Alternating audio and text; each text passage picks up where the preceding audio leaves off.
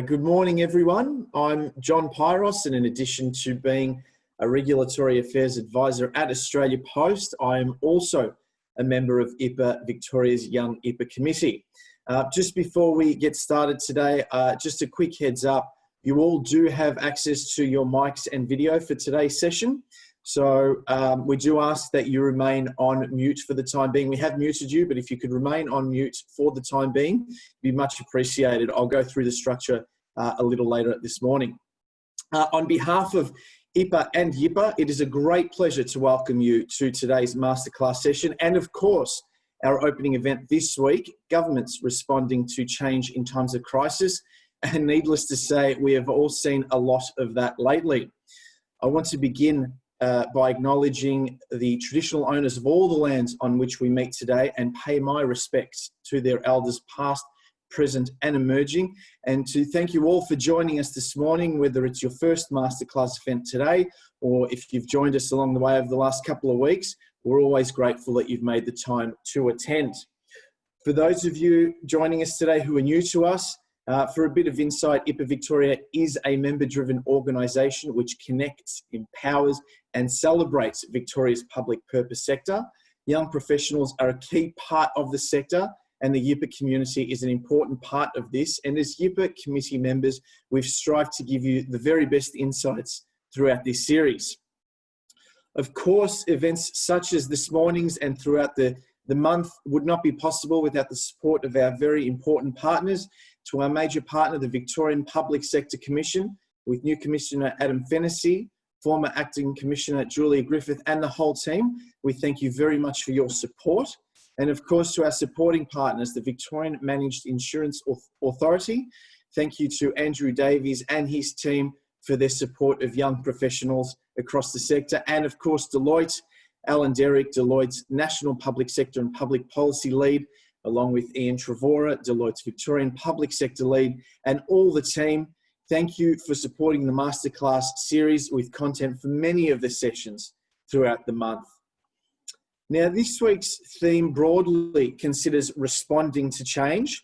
Over the past couple of weeks, we have, of course, considered how to reflect and anticipate change. Now we dive into the various ways we embrace it. Along with three experts in the field, who I will introduce very shortly, I would like to welcome to our virtual stage Dr. Graham Emerson, PSM, Deputy Secretary, Corporate Services at the Department of Environment, Land, Water and Planning, and of course, IPA Victoria Board Member, to officially introduce our week. Dr. Emerson, welcome, and over to you.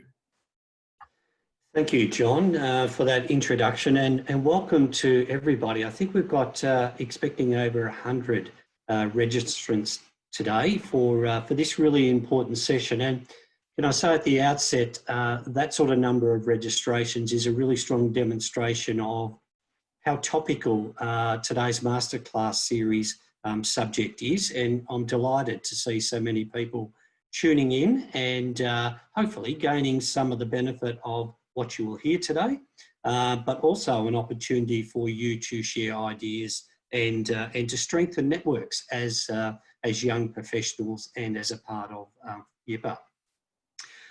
So it is my great pleasure to perform the welcome today to what is the start of week 3 of the inaugural 2020 YIPA Masterclass series. I understand the first 2 weeks of the series have been an outstanding success. From everything I've heard, they've been extremely enlightening. They've been thought-provoking, very reflective, and I think they've even had the right level of measure and challenge associated with it. So likewise for this week 3, we're looking forward to having a really, really successful event. We are, as John has already said, we are currently working and living in very challenging times. We've seen very significant disruption due to the impacts of coronavirus. Out of this disruption, of course, there have been and will continue to be many challenges and opportunities.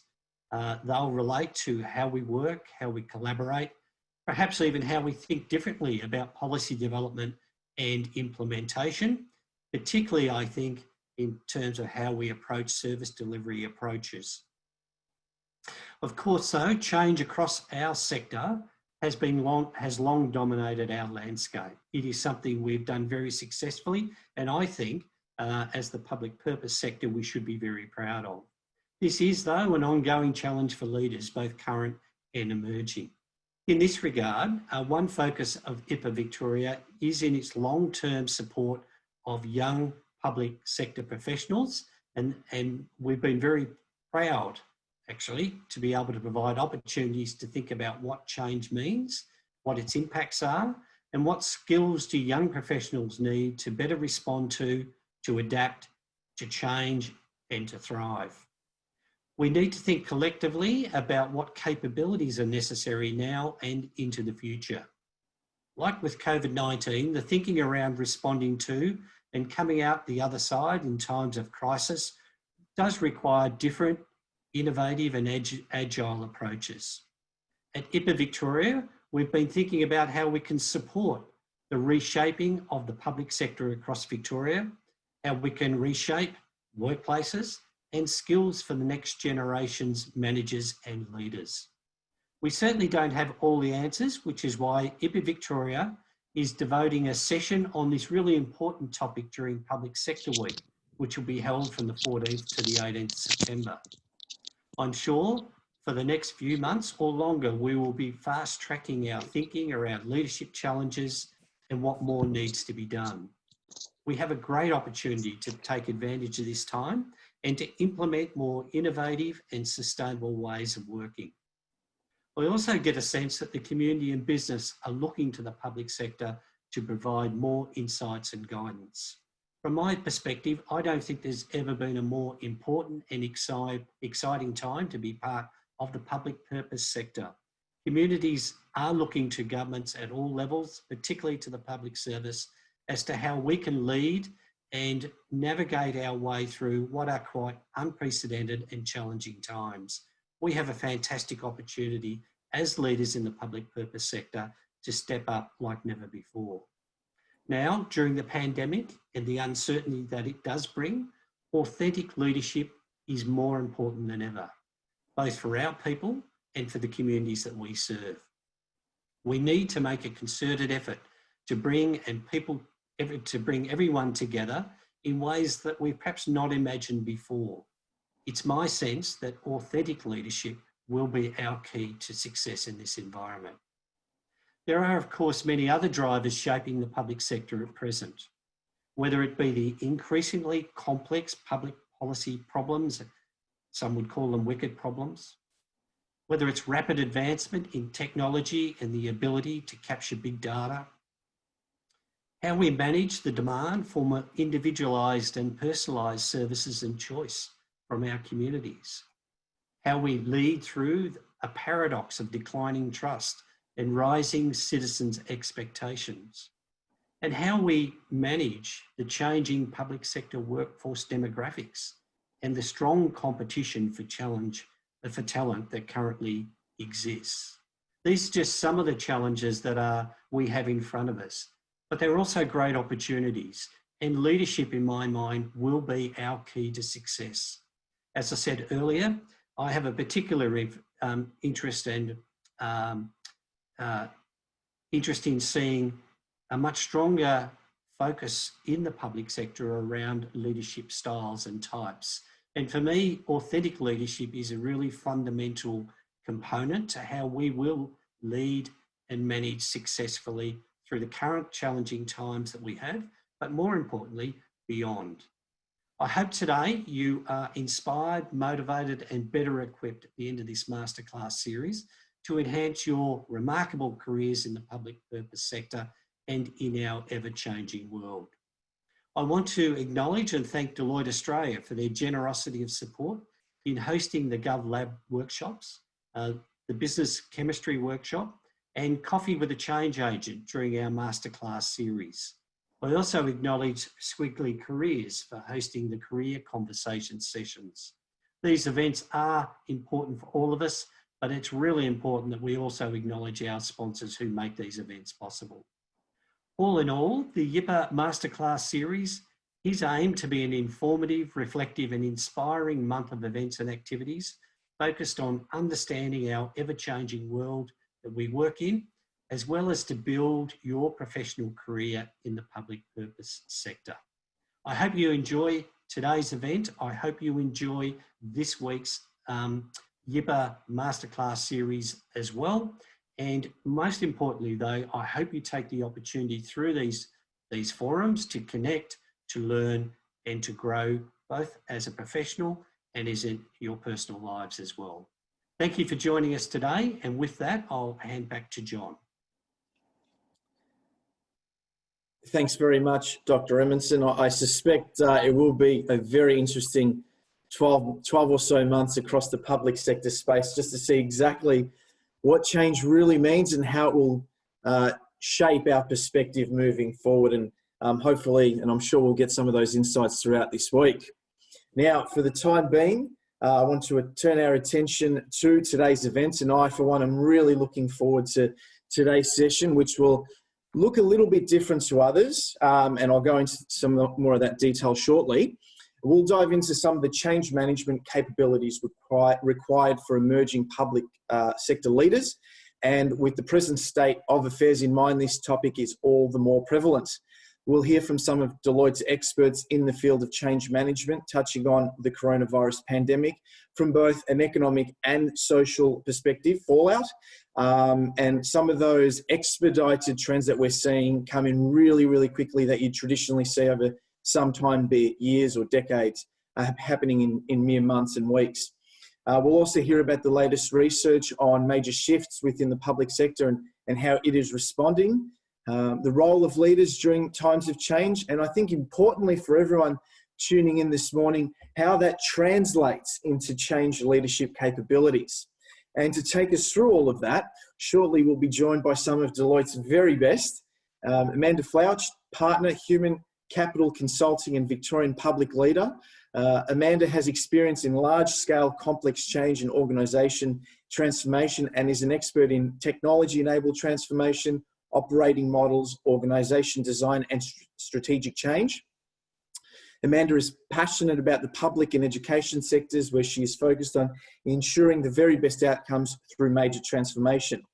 Following Amanda, we'll hear from Corrie Sheepers, Partner National Practice Lead for Leader-Led Transformation. And as a Senior Transformation Leader and experienced change management practitioner, Corrie focuses on driving business performance improvement across industries by helping clients shape and deliver complex, large-scale programs. He has pioneered a world-leading program in transformation methodology and has successfully delivered large-scale change-enabled transformation for a number of very important clients like Rio Tinto, BHP Billiton, the World Bank, and the list goes on and on. Both Amanda and Corrie will be joined by Ali Peach, who has worked for many years on developing Deloitte's Change Leadership Series. Ali oversees the accreditation of change leadership coaches at Deloitte and has embedded change leadership learning programs in commercial, government and non-profit organisations. You could say that Ali's life is dedicated to transformational change. So some really, really key, important and insightful speakers to take us through this morning's event.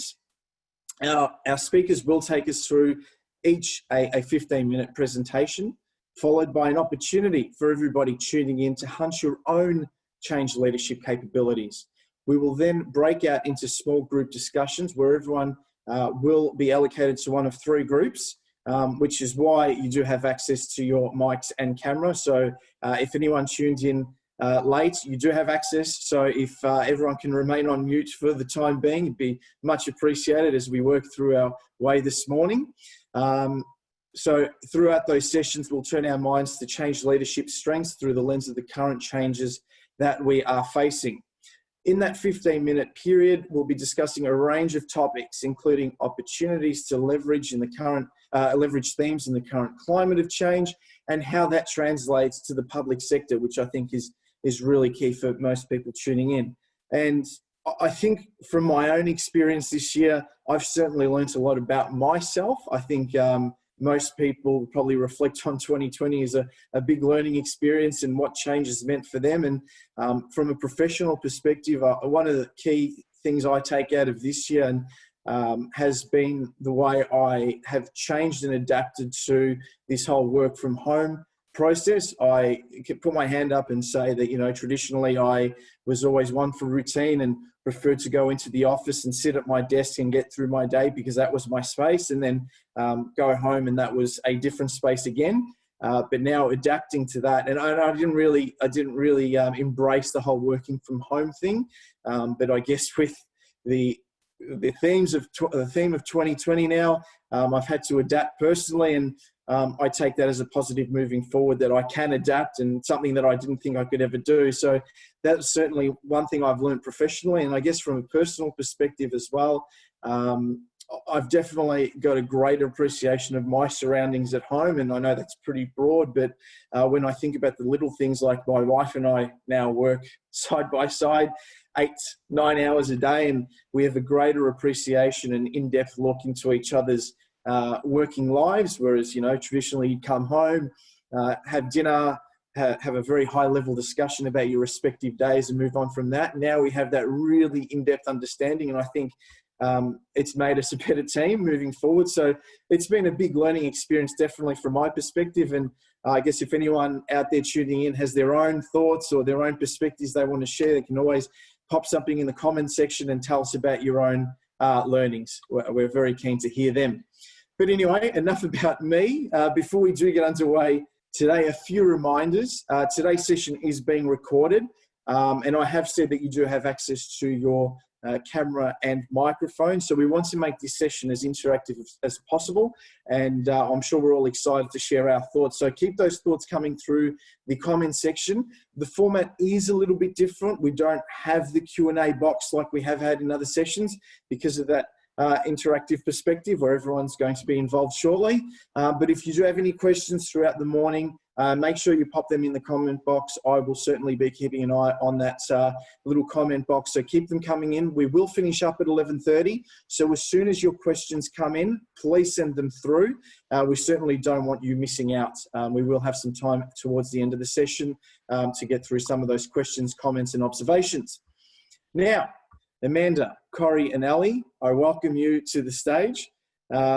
Really excited to hear from all three of you. Amanda, we will start with you this morning, and I for one am really eager to kick off a new week hearing about some of the latest research on major shifts within the public sector, what's causing those shifts and how the public sector is responding, and perhaps if you've got your own reflections of a change that you want to share with the broader group, the floor is yours. So over to you, Amanda, to take us through some of those insights throughout this last 6 or so months. Thank you. John, thank you so much, and thank you for sharing your story and setting this up for us. We are delighted to be here, and Dr. Graham, thank you as well for your opening. And look, John, I guess one thing that I'd like to share is, you know, my personal reflection on leadership is one characteristic we all commonly talk about is resilience. And in my mind, I always thought about it as bouncing back. Now, actually, in this time, similar to what you're thinking is, it's actually bouncing forward. So how do we use all of these challenges that we're facing and not just bounce back, but bounce forward? And I think that hopefully starts us well in thinking through, all of you are part of a public purpose sector, and everybody's looking at you right now and looking at how you respond and what role you can all play in that response. And I think that's a really important message for all of you. You are all in some way leaders in the sector, and you are all responsible, whether you hold what you perceive as a leader title or not. You are all leaders, and this is what's really important in our messaging today.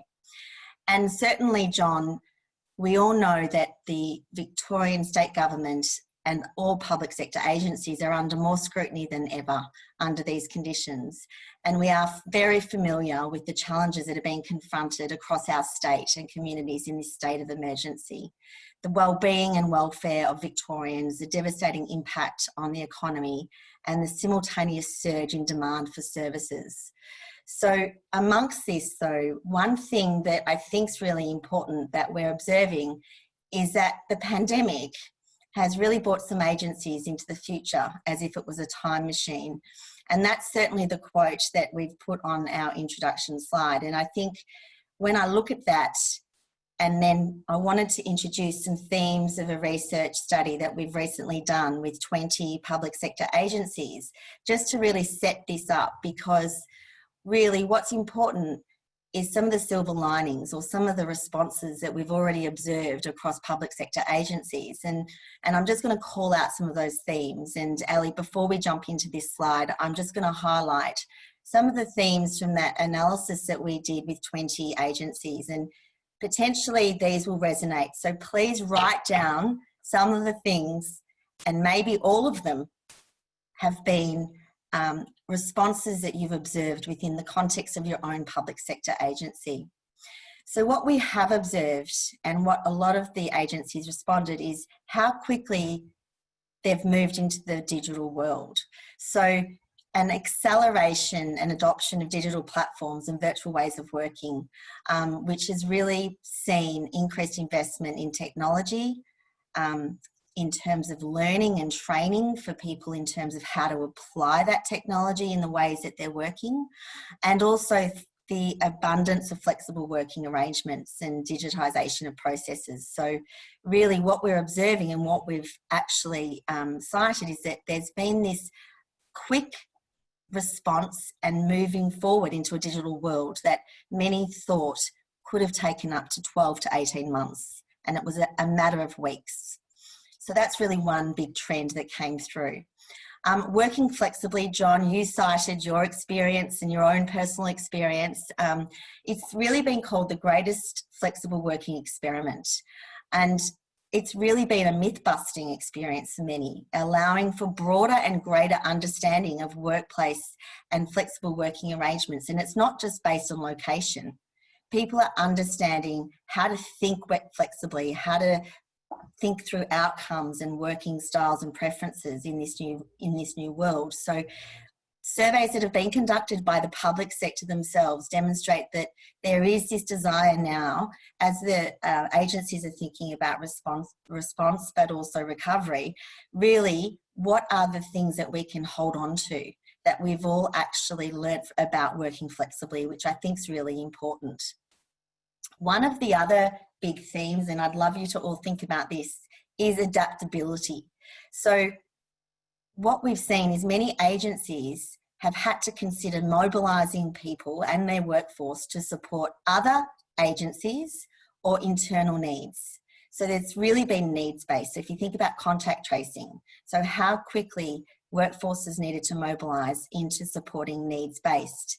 There has also been capacity-based. So there's been some parts of agencies that have had excess capacity that they've had to think through what is it that we can actually think through mobilising, and also opportunity-based.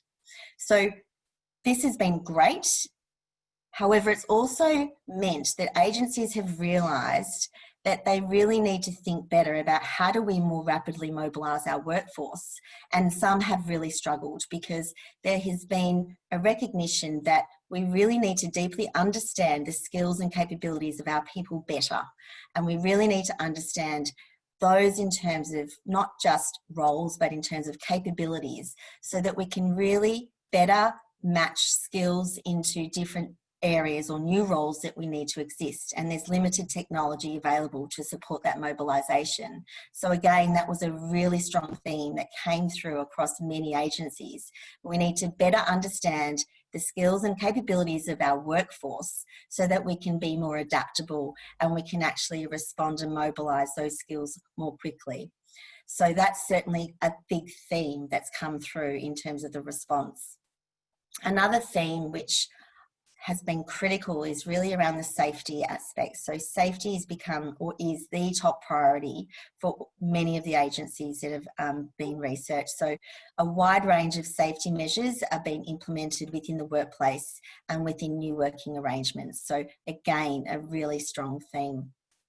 One thing as well, which has really been front of mind and it's really accelerated focus, is on wellness.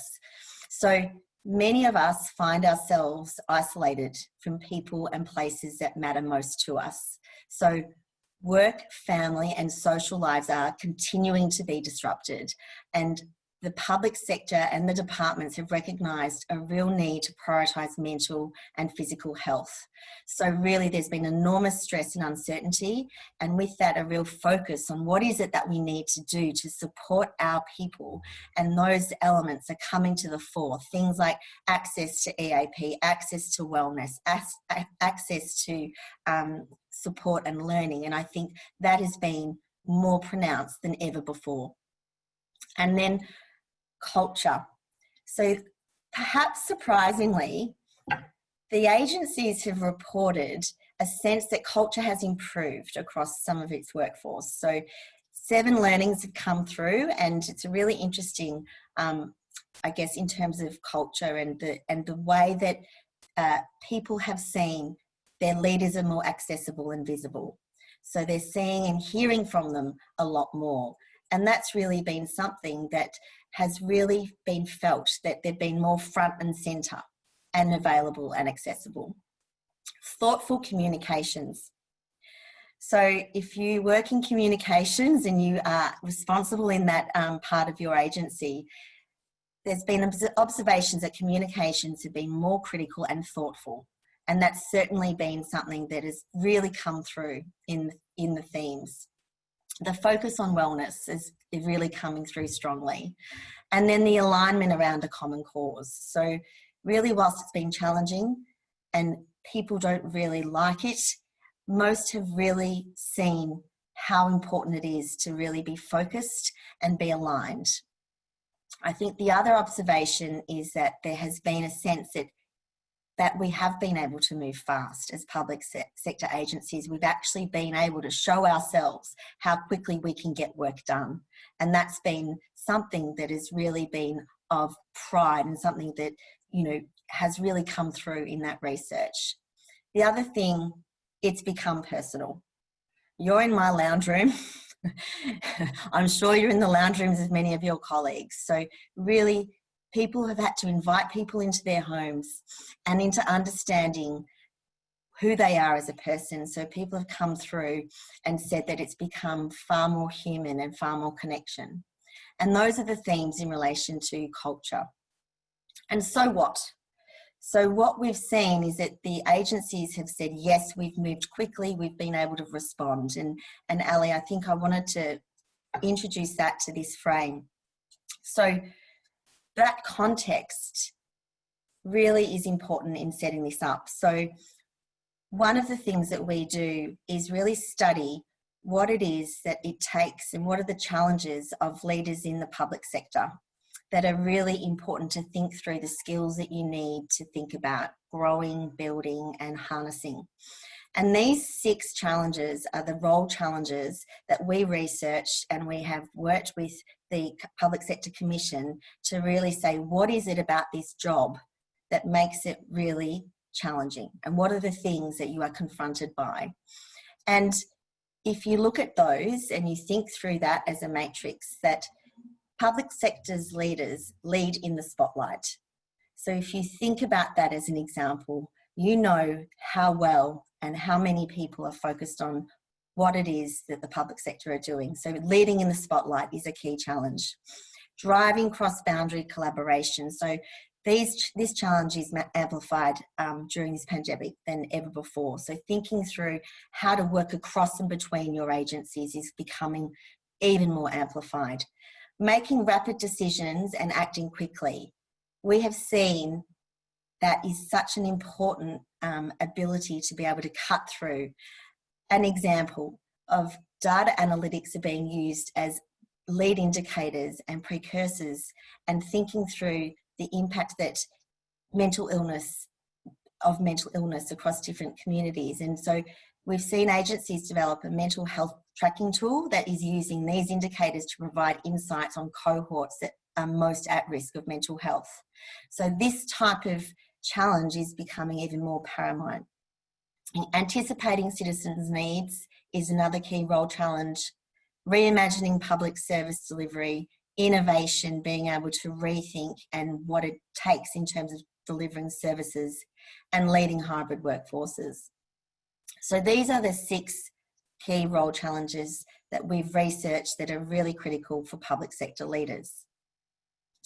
If you then think about leading change, so if we go to the next slide, this is your VPS Leadership Capability Framework.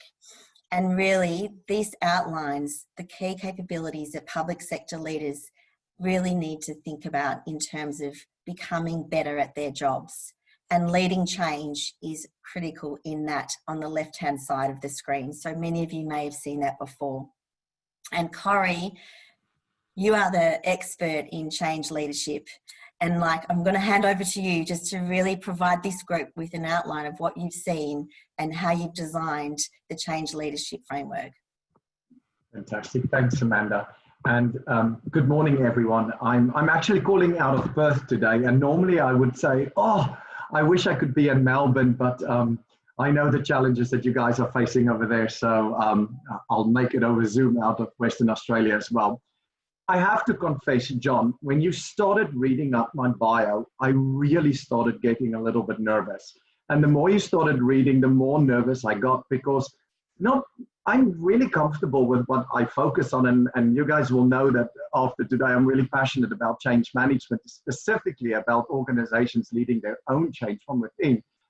But I was nearly mortified when I saw my profile picture on the email link sent out. See, this profile picture has been taken 6 years ago, and I'm on a witch hunt to delete it. And I've even called the photographer to delete it. I've wiped it off the emails. I've wiped it off the internet, the LinkedIn profile, and then it pops up every now and then. So I don't know who's behind that picture, but I was so nervous. You're going to put it up on the screen for everybody to see. So, and that would completely get me off my game. But I am here today to share with you guys, not my profile pic because it's horrendous. There's nothing on that pic I like, not even the Sydney Opera Bridge in the background. Personally, I'm a Melbourne fan, but I'm here to speak to you guys about change management and change leadership. Now, there's 3 things that I would love to share with you today. One is a little bit more on how organizations and agencies and executives are seeing change in the market. 2, how leaders like yourself can actually start looking at data to help you lead your teams through a lot of change. And thirdly, I want to zoom in before I hand over to Ellie, who's our specialist in this space, chat a little bit more on what we've seen makes one particular leader really great at leading change and what makes it a little bit challenging for other leaders who don't have necessarily those skills. So in front of us on the left-hand side, there are 4 quotes. Now, I'm going to read it out. I know my accent is horrendous, but I would love for somebody on the call, 1 or 2 individuals, to respond with an emotion. Any emotion that they get when I read a particular quote out. Now, these quotes are directly taken from CEOs in Australia that leads global organizations. And I want to know what resonates with you, either, well, let's say resonates with you or either upsets you or either makes you excited or mad about it, any emotion. So here's the 4 quotes that we've picked up over the last year. Number 1, the difference between change then and change now is the pace of change. If we as individuals don't continue to upskill and learn new ways of working to respond to change, we can also fall behind very quickly. Quote number 2, we need to adopt faster and adopt to more change, not less. The third one, we must welcome change, build around the momentum and enduring strengths we already have. That's as much about mindset as it is about tools. Even then, success won't simply be about change. It will be about our ability to change.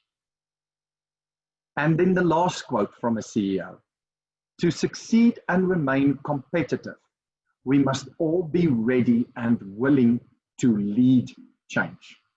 So I'm going to pause there. Those are just 4 sentences from CEOs that address their emails to their teams on organizational-wide communications.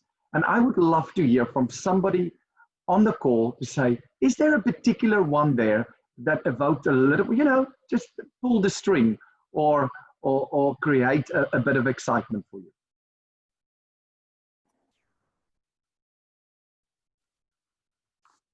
I really like number 3. You really like number 3, Megan? Why? Because I think that it starts looking at the things that you already do well, and it has that idea of your leader kind of putting their arms around you and bringing everyone in together and building them up to kind of set them off on a journey together. And it's putting a challenge down in front of you, whereas I think the other ones are saying it's kind of eat or be eaten, whereas this one's like we're making a choice to move on something that we already do well. Absolutely. And thank you for responding. I find Zoom calls these days, I know John said earlier, those things that we've all learned over the past couple of months and working differently. I find that moment in Zoom calls mortifying as well. It feels like I'm in a doctor's waiting room and everybody's quiet and everybody's slightly on edge. You hope nobody coughs on you. You don't know if it's your turn. I don't know if I'm going to get a needle or a drip or what's going to happen. And then everybody just sits there silent. And that's what I find every single day on a Zoom call. So I really appreciate that response. And I completely agree with you. I think that's a very positive look towards change. And it is not about, you know, I mean, it's about not only welcoming the change, but really start using the momentum that we already have, whether it was generated externally or from within, to continue our journey and to bring everybody along with that. So I love your comment, Megan. Anybody else have a point of view? I think the first one resonates really well for me in my particular organization, in the sense that people really expect instantaneous responses and reactions to problems. More so now, they think with the ability of technology or various platforms or, you know, using your stakeholders, that change can happen quite rapidly. And so there is a need, I guess, to upskill in order to be able to equip that. Absolutely. And is that Ronnie? Did you respond? Absolutely, Ronnie. I can't agree with you anymore. And this is actually, you've nailed exactly the point that I want to make. We have found over the last couple of years that organizations and agencies and institutions are looking at change in a whole different level than what they've done before. Conversations I have with CEOs is change is not just something that we're going through. Change is an opportunity to really position our organization as a or use it as a competitive weapon in our organizations. I have found that organizations are looking at change as their ability to outperform their competitors, their ability to really chase an agenda that was set by a leader or by a minister or by a, you know, an executive, and say, great, if I can change quicker and faster than the previous one or the other organization or the other leader that was in this position, I'm setting myself up for success. And we're really seeing that, especially in organizations that are in tight competitive markets, is to say, it's all good and well to get more efficient, and it's all good and well to buy the next thing or to expand our network. But our ability to change and adopt to it quicker than our competitors makes us stronger. And this then boils in to that leadership's capability to lead change. Without that, companies and organizations can't be as competitive as they used to be in the past. So Ellie, I want to move to the next slide, because I do know that I promised you that if I take longer than my time commitment, I will need to give you that bottle of verve on my desk that has been sitting there for the last 4 months that I want to drink. But I will speed it up. The second point that I wanted to make here, and it's something that I want you guys to think about as you go forward as leaders in the organization, is that change can be seen in multiple views, in multiple lenses. We have found that old school looking of change, and I think you've seen this before, is looking at one element of change that goes through a change curve. And I want us to challenge ourselves to look at change more in the form of an infinity curve. So that left-hand side. And what we as leaders are doing is driving our car our organization on that autobahn of change.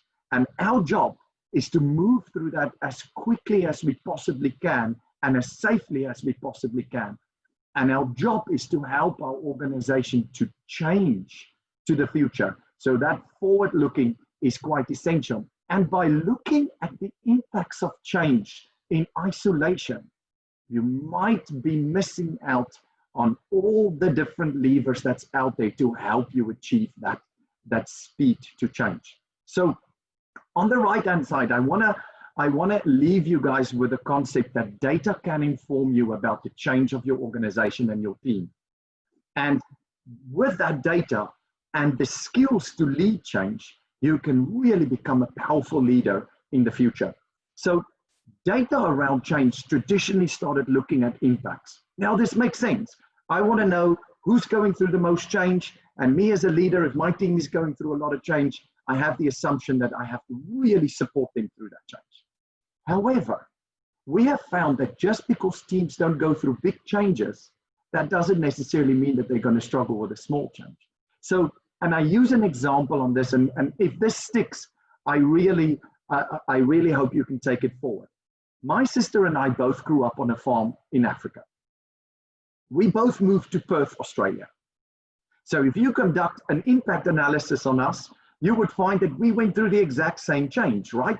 We speak a different language in Australia. We come from a different culture, and we moved to a different distance, different friends, different, religions, all of those things. And now we're in a different spot of our life. But for the one, this was easy.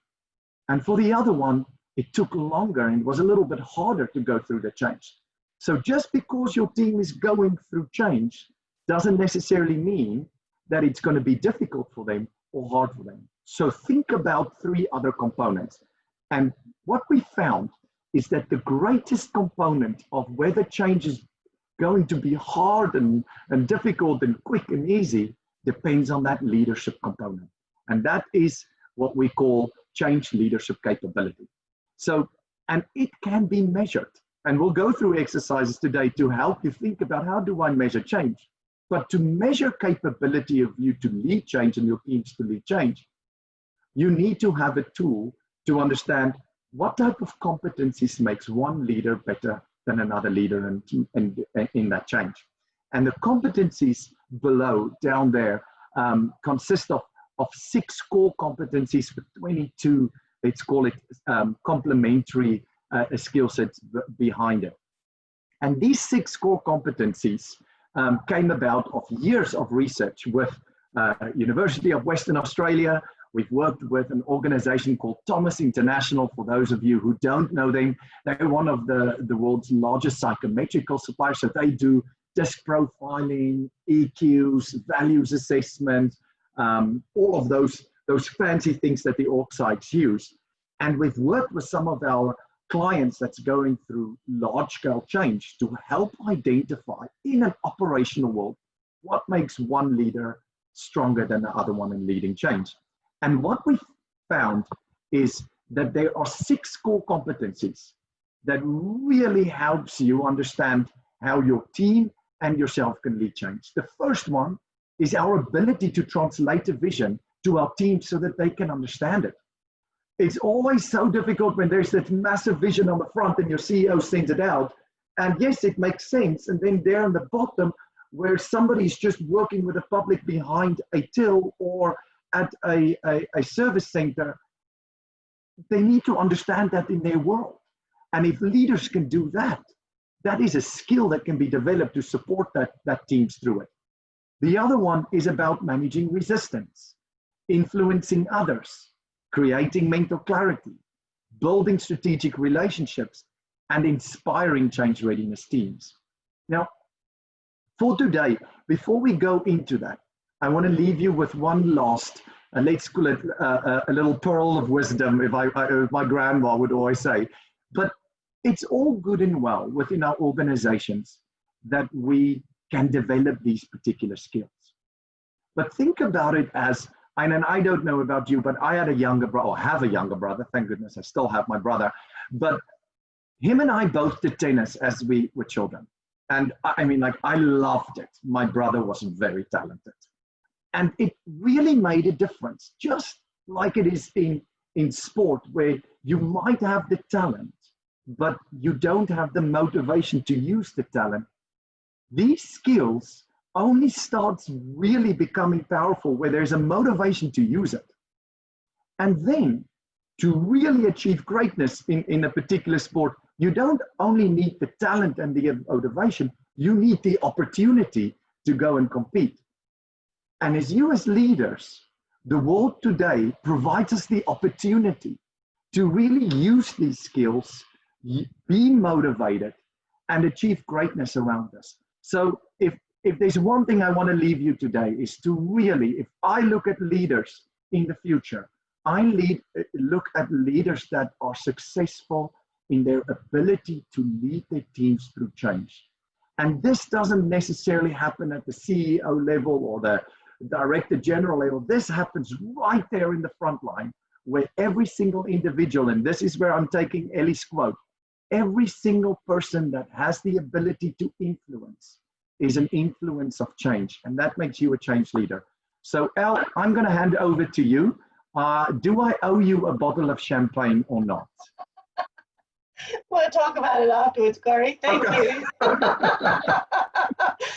So, folks, I wanted to just shift the pace a little bit and put some focus back on you. Thanks so much for that, Corey, and also Amanda. I really appreciate the introduction and getting us to this point.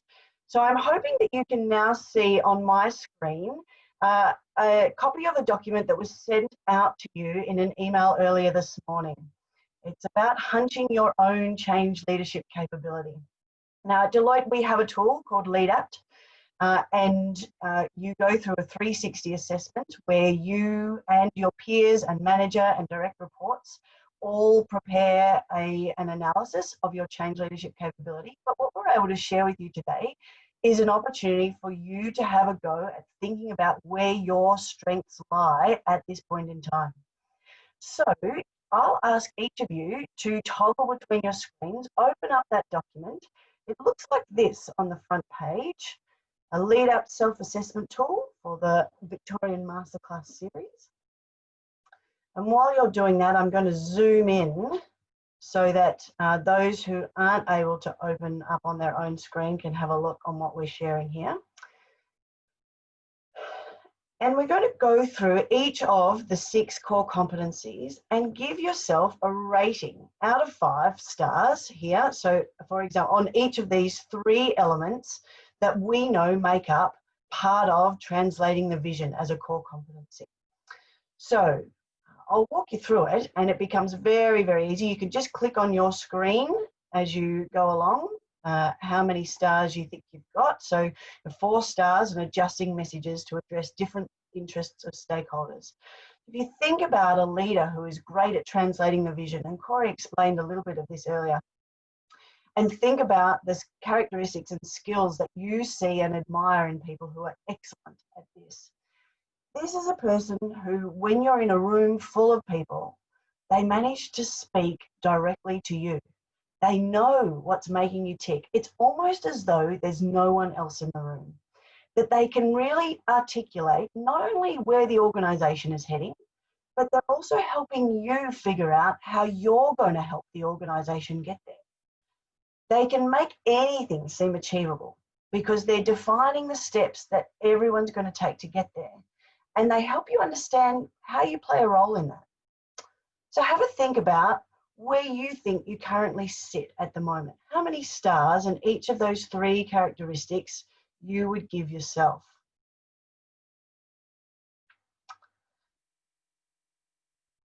When you get to the blue box at the bottom, you add up the number of stars that you have written.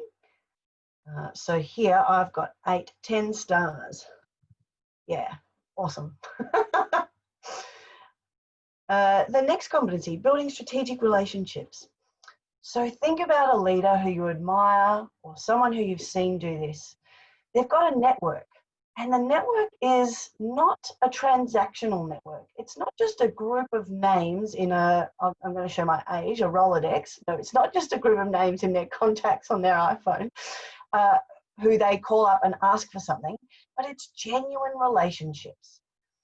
It's acknowledging that other people are working hard and contributing to the organisational vision. It's doing things without expecting anything in return that builds genuine relationships. It builds trust. It builds a network of people who are willing and committed to helping one another advance the organisation and achieve goals, because you can leverage one another's strengths, you acknowledge what those strengths are, and you're actively seeking opportunities not only to engage and develop your own relationships, but also to connect other people. You know, it's the kind of person that goes to a networking event and doesn't get any business cards themselves, but they connect people. They're like, hey, Bruce, do you know Jacinta? Jacinta does blah, blah, blah. And they're actually creating this mutual beneficial relationship and expanding and extending their network so that they can leverage that down the track. The next competency. So again, just pop your star count in here on each of these skill sets that you think you might deliver. Oh, that doesn't make me look very good. Celebrating the success of others. I'll probably do that a little bit more. I'm going to celebrate my success with Corey's bottle of Verb later. Creating mental clarity. So this is a competency, and I have to bring this analogy in. I've just recently moved back to Melbourne from Sydney, and I'm wearing black and white because I'm a diehard Collingwood supporter, and it's so good to be home. But I remember reading an article about Nathan Buckley recently, and the change that his leadership had in the 2018 season, where he read a book on the art of Zen. And he was creating opportunities for his players to succeed because of his own mental clarity. Now, Bucks was traditionally, you know, an exceptional player because of his high degree of personal dedication and commitment. But he was bringing that into all elements of the Collingwood team environment, where he was yelling at the guy in the locker room for folding the towels incorrectly. And it was creating an atmosphere of strength and pressure and frenetic kind of pace that no one could live up to his expectations. But in fact, after reading The Art of Zen and studying with a Buddhist monk, Bucks was able to actually relinquish that and relinquish his control to such an extent that he was able to give clarity to people because he admitted that he didn't know all of the information, that he was seeking external advice and input, and that he was creating a sense of calmness and serenity, even in uncertain environments. Now, we know in some of the results that we've been working with across the sector recently, that in fact, create mental clarity has been the biggest shift trend-wise for people who have started working from home. That you know, that incredible pressure that we felt in early March when everything had to be moved to a virtual environment, where workshops that you had planned and you had, you know, a pile of post-it notes and pens and papers ready to go, and that all had to shift online, that your teams all shifted online, and there was just this sense of pace and lack of control that was impacting each of us. And we've certainly found that over the last 6 months, the trend downwards in, you know, being able to create space for mental clarity, you know, that sense of always having to check in on people and make sure that they're going okay and being aware of the impact that the change is having on people, it's really taken its toll. So I would be encouraging you to have an honest think about how you're feeling at the moment in terms of creating space, identifying stress, being mindful and present, and actually leaning into the opportunities that are presenting themselves, and have a, you know, an honest reflection about whether that's something that you're bringing to the table at the moment.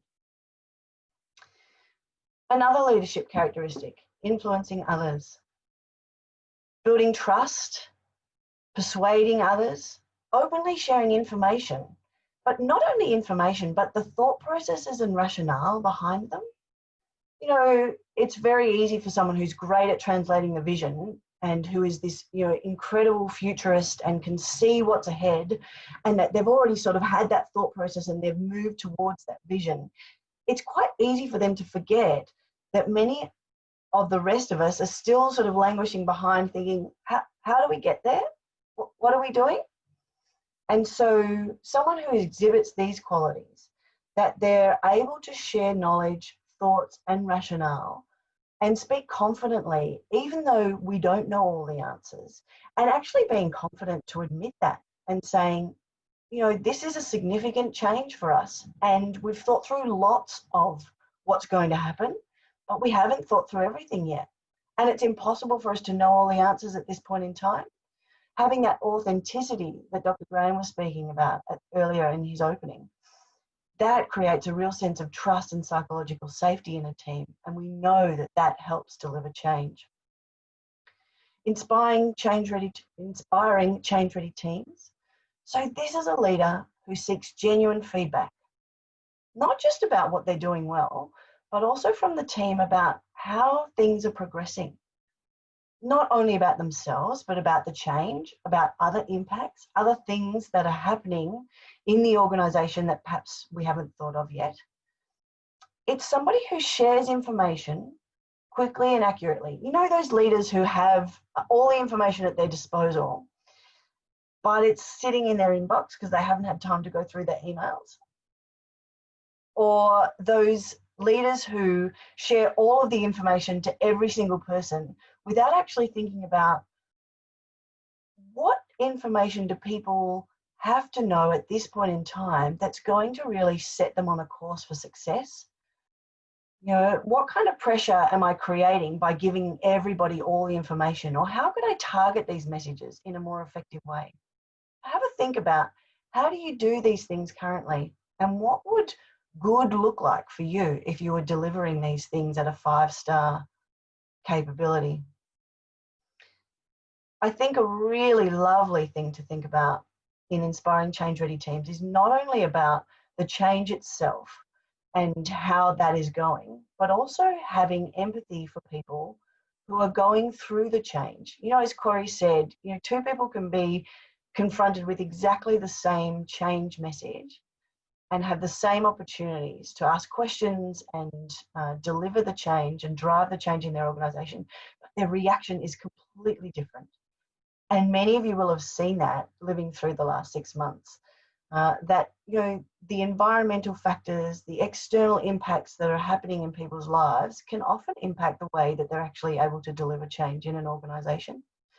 So a leader who is capable of driving change by inspiring change-ready teams is someone who understands that everyone in the team is going to respond differently on any given day, that they're going to have to tailor their approach and be moderate and empathetic to people as they're going through their change.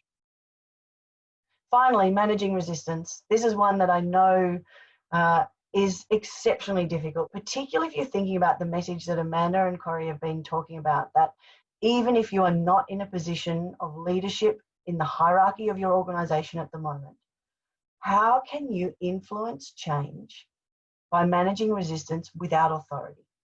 So this concept of influencing without authority, holding people accountable, and identifying where resistance is so that you can address it or use your strengths in other areas to address the resistance, is a really, really critical capability for driving change. You know, we get lots of feedback about leaders who are amazing and exceptional leaders in so many of the other competencies, but there's one person on their team. You know, well, let's use Bruce again. Apologies to Bruce is on the call. But Bruce is really an old stick in the mud, and he just will not change.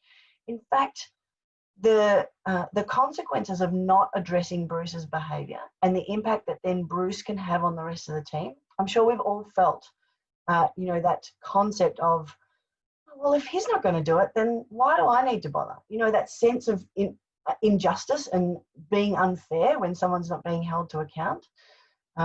So a leader who's able to navigate that with aplomb, with an exceptional skill of identifying the resistance and then pulling different levers in order to manage it, is one who is really successful at change. So I hope you've gone through and measured your stars, given yourselves a rating out of 15 on each of these competencies. I now just want you to head back and divide your score by 3. And you're going to check my maths here. 10 divided by 3 is 3.333, something like that. And if you flick onto the next page, in your own time, because it's a little bit hard on the screen, but in your own time, I'd love you to map each of your competency strengths here on this spidergram. So starting with a 0, so if you scored 0 stars out of any of those competencies, then you would start your point in the middle here, but each of the competencies around the outside, and the higher your score is, the higher you're on the graph you would plot yourself. So around, if you scored yourself, what did I say, a 3.33 on translating the vision, my score would be around here. And then you create a spider's web with each of your competency levels and have a look at some interesting things that might jump out at you. Where have you got a particular spike in capability and that key strength, and how are you going to leverage that? Where have you got a flat section in your spidergram, and why might that flat section exist? Who do you know who exhibits qualities in that area that are really critical and that you admire? And have a think about what opportunities there are for you to leverage your strengths to develop your areas of development. Okay, so having a think back at your scores and just working through that worksheet, we're going to jump into some discussion groups and have a chance to talk in more detail about where your particular strengths lie and how you might apply them to your current change challenge. John, over to you. Thanks very much, Ali, and thank you also to Corey and Amanda. Where do we even start? There were so many themes that came out of those discussions, and I know that I have so many questions coming to mind now, but I'm conscious of time, and I want to get to our group discussions. But I do want to ask one question. Are there any particular industries or sectors that pop out as an example that have really done well or excelled at change that we use as an example?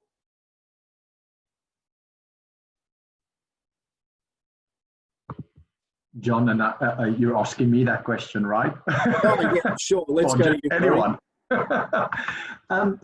Actually, John, there's two that I really admire and that I'm following at the moment. Yep. One is an organization that Ellie and I work together on, Transport for New South Wales. And the other one that I'm really falling in love with in the way in which they're doing change is our Australian icon company, BHP Billiton. And these two are completely in different phases of their lives, and they are changing for completely different reasons. Transport for New South Wales comes from, and in my opinion, a really low base over the last couple of years. I'm taking them 5-10 years ago. And they realized the importance of investing in infrastructure in Sydney. They realized the safety of the public. And they're going through an incredible amount of change. Like the last time I remember, they were dealing with 20 large-scale transformation programs simultaneously, and it's hitting their frontline operations like a tidal wave. And they really are investing in their leaders' capability. They're looking at creating visibility around their change. They're looking at constantly resetting during periods where there is going through a lot of change. So that's one that I really admire. And then the other one is BHP, really on a competitive front. I love the way in which they use their ability to change as a competitive advantage to see if they can beat our guys in Brazil and Rio Tinto. And they're investing in the most incredible technologies today, where they are using swarm theories of bees and ants to operate mine sites so that they don't get impacted by health issues or pandemics in the future, and they can produce at safe levels. So if you do read about those two in the market, those would be my two hot picks. Thanks very much. I definitely will read up on those two in more depth. Some really good insights there. Why don't we head to our breakout groups now? So what we're going to do, everyone tuning in, we're going to break out into 3 groups. You'll all be allocated a group. So this is where your mic and camera comes in handy. I'll ask our presenters to get us underway. Why don't we work, it's now 10 past, why don't we work towards maybe the next 12 or so minutes, so about 22 past 11, so we can go through some final observations and any questions that do come through, because I'm conscious that some may come through, and I'm really encouraging anyone tuning in to send any questions or comments through so we can get through those towards the end. But over to the three of you to take us through our breakout groups. Sorry, my group, I think we just got cut back into the main group, but it was a really great discussion, and I just want to say thank you for sharing. It's always helpful to hear from everyone else. And incredibly brave. It was amazing. Going forward, yes, especially in Zoom. Thank you. Thanks very much. Sorry. Thanks very much for that. It was very, really good to hear different perspectives on change and change management, and how people have flourished throughout this period. So Amanda, Corey, Ellie, were there any key themes that emerged out of that 12 or so minutes? And I might just open it up to the three of you. Any key themes that you shared across your three groups? Yeah, I'm going to say two things that I loved the sharing, thank you. But I think when you do this self-reflection exercise, what I loved people saying is, I didn't realise that that was a key strength, and I want to think through how can I use it more strategically. That was one thing that I think is awesome. And then how in this period they've been able to build or demonstrate a skill that they are just so proud of. They're two things that I loved.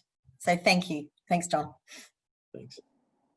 I agree, Amanda. And we had people sharing their strength and then also their areas of development. And somebody else in the room would put up their hand and say, "Oh, that's something I do." And so there was a real sense of actually together we can actually leverage each of these strengths across our team and across our network. And if there's something that I don't feel comfortable doing, then there's other people who I can lean on to do that. And of course, I hate going last because everybody gets all the great stuff. Then I have to say, yeah, and us as well. But actually, we didn't come through the same thing. But John, there was one thing that we also chatted about, and that is sometimes our ability to underestimate our real strengths. You know, and this pops out quite often where we look at ourselves and we didn't realize we have the strengths, but we're either scared that we're too boastful about what we have, or we're scared that other people think I'm a bit arrogant, you know, and sometimes when you do have the ability to chat about that with somebody, you actually realize that I am actually pretty good at this component, and even though I didn't want to necessarily rate myself really high on a score. Yeah, that's definitely key, I think. I'm certainly a victim of that. As experts in change, have the three of you found anything that you've changed within your day-to-day, or that you've embraced moving forward that you didn't expect before this period, or how have the three of you found the last 6 or so months? So, to be honest, I think I've sought more feedback than ever before, John. That I think that, you know, it's a really important reminder just to check in, and whether it's at the end of a session just to say, you know, look, how do we go, or just seeking feedback. I think that's been my big lesson, because it's hard to tell sometimes over Zoom how things are going. So that's been my deliberate habit. Yep. John, I have to admit, I had to change a little bit of my approach and how I communicate, because I'm naturally quite a positive person. I mean, like when you say that, oh, it was so hard, it was a real mind shift change for me working from home. And I was like, yes, I love it. I'm like, my washing machine is working, my dishwasher is working, I'm a bachelor, I can get so much more time out of it. And then I realized during this time, hey, it's not cool right now to be so overly positive about this situation. You know, some people are struggling about it, Corey. You know, and you've got teams all over Australia, and some of them, like my teams in Melbourne, are barely leaving their house, and our teams in WA are living different lives versus the ones in Sydney. My teams are quite scared that the same thing can happen over there. And positive Corey, looking at all the great things that's happening during COVID, is a little bit detached from reality on other people's lives. So I had to really force myself to think about what I say and how I communicate, because being the overly optimistic person in a time where it's not really that cool, really makes you not connect with your team as much as you would like to. And you're not really providing the support that you need to, because others are going through harder times than what you are perceiving. And for me, the opportunity has been to reprioritize what's important. I used to think being busy was important, that it was a status symbol. And I'm finding now that with less opportunities, but also less things to do on the weekend, and being really focused around my family and making time for the friends that are very important to me, my quality of life has actually really improved, and I'm feeling much more focused and like I'm bringing my best self to everything that I'm doing. Well, that's great in itself, and there are some really good insights into your respective lessons from this period. But I am conscious of time, and we are at 11:28, and that does bring us to the end of today's session. So the good news is that everyone tuning in will have the next 30 days to access 22 Change Leadership Series e-learning models, thanks to Deloitte. Following the session, you will receive an email with instructions, I should say, on how to set that up. So I do encourage everybody to keep an eye out on their inbox. And I certainly hope that everyone enjoyed today's discussions as much as I did. My mind is ticking a million miles an hour, and I think that's one thing I need to change, just to peel it back and stop thinking about 10 things at once and just think about the first thought that comes to mind. But you've given us so much insight and perspective on change, and that can only be a good thing, especially in the current climate. So a big thank you again to the three of you, Amanda, Corey, Ali, for your time and insights into what is definitely a fascinating field. We wish you all the very best moving forward. And of course, our many thanks to Dr. Edmondson for his address at the outset of our session. For everyone tuning in, we always look forward to seeing you at our upcoming events, so please stay tuned across the Masterclass series and our events more broadly. So head on over to vic.ipa.org.au to keep across all the latest. Of course, you can tune in via LinkedIn and Facebook, so keep across those pages as well. But for now, enjoy your day. Take care over the coming weeks and months. Have a great week, and we hope to see you all very, very soon again. Thank you.